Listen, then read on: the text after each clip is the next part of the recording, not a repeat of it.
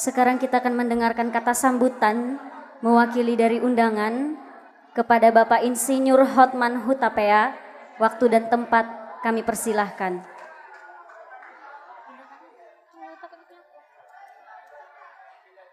Salam, selamat menyambut hari Natal untuk Gereja Bethel Indonesia.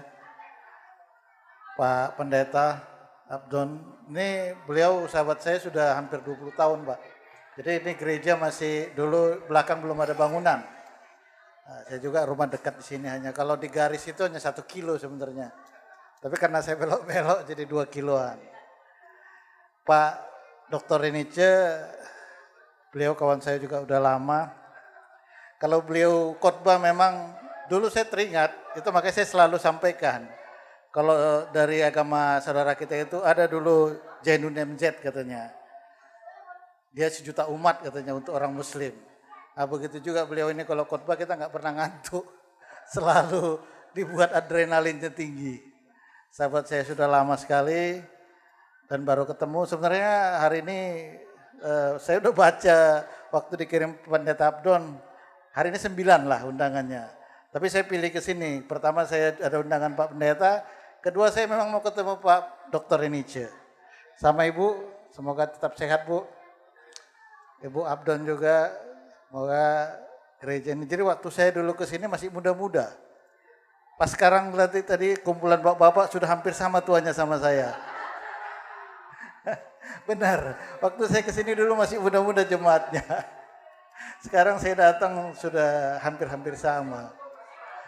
Memang ceria lah ya. Pak Mani Huruk, saya pun kaget. Tadi saya tanya sama pendeta, benar pendeta karena ditampilkan.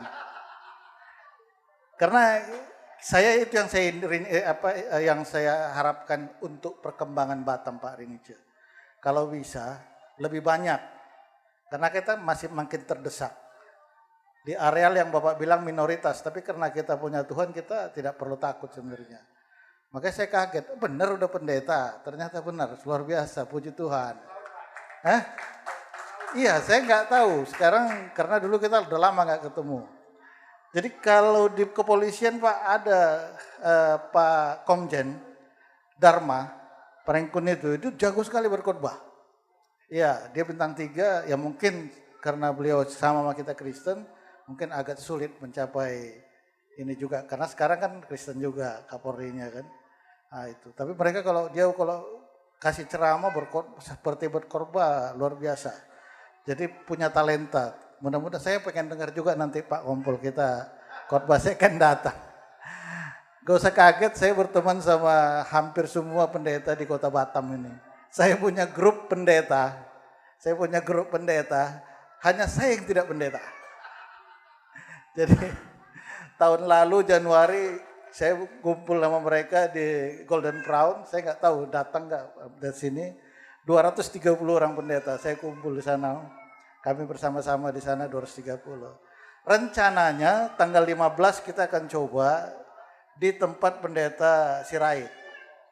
Pas Natal sekolah TK SD-nya ya. Kita coba, saya bilang kalau memang bisa 100 pendeta, saya akan undang gubernur datang ke acara Natal TK. Bukan Natal besar-besar, Natal TK. Gitu. Jadi kan dia kan sekolah TK juga ada. Sekarang lagi digumulin, mudah-mudahan bisa. Karena saya bilang saya aja bisa ngumpulin sampai 230 pendeta. Nah gitu. Jadi saya selalu berkecimpung di areal itu sebenarnya Pak Renice tahu juga. Mudah-mudahan Batam ini makin banyak lagi yang di instansi-instansi bisa seperti Bapak Kompol kita berani. Ini kan masalah keberanian Pak. Berani kan menunjukkan jati dirinya. Saya masalah di 2019 di dalam gereja Pak. Mungkin Bapak juga dengar. Saya nggak takut. Gak apa-apa juga di dalam gereja. Yang mempermasalahkan saya juga orang Kristen juga. Tidak masalah buat saya. Puji Tuhan saya jalanin terus. Tidak ada masalah. Nah, itu artinya semua Tuhan udah kasih jalan. Karena Pak Renice tadi bilang, rezeki itu gak pernah salah alamat. Jadi kita berdoa saja. Saya pun dulu waktu kesini pertama ketemu Pendeta Abdon, kapan, gimana cara membangun gereja ini kan gitu. Karena tanahnya kecil.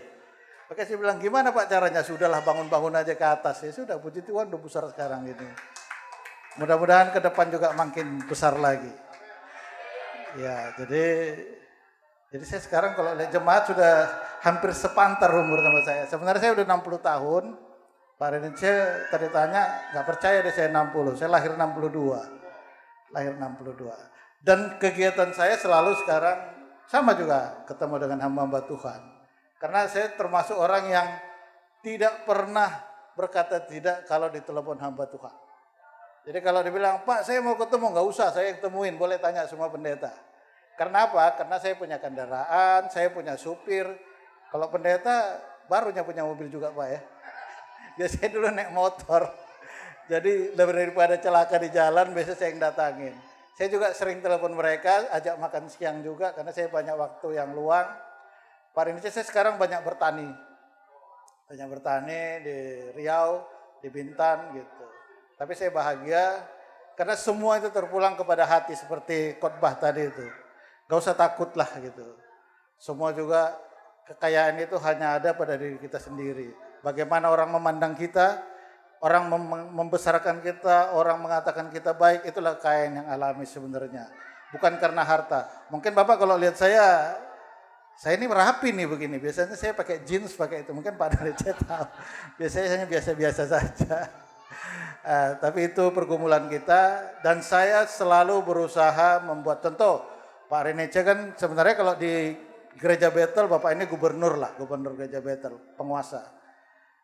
Saya kira selama saya ada di Batam, Bapak tidak pernah susah lah ketemu dengan orang nomor 1 di Batam juga. Karena apa? Saya selalu mengatakan pendeta itu adalah wakil Tuhan di dunia. Karena hanya pendeta yang bisa menumpang tangan kepada jemaatnya. Gubernur pun tidak bisa menumpang tangan. Hanya pendeta. Jadi untuk para pendeta luar biasa, semoga Natal ini membawa berkat. Pada jemaat juga, saya yakin gereja ini makin besar juga. Makin berkembang juga. Cuman mungkin tidak bisa makin luas ya karena sudah mentok di jalan depan belakang, tapi ke atas mungkin bisa. Terima kasih untuk undangannya Pak Pendeta Abdon dan Ibu. Semoga jemaat juga bahagia di bulan Desember ini. Ke depan kita hanya bisa berdoa, mudah-mudahan Tuhan selalu beri berkat sama kita. Yang penting ingat kata Pak Pendeta tadi, yang penting kita diberi nafas. Saya juga bahagia diberikan napas, diberikan kesehatan sampai umur 60 tahun. Mudah-mudahan akan tetap sehat ke depan. Salam.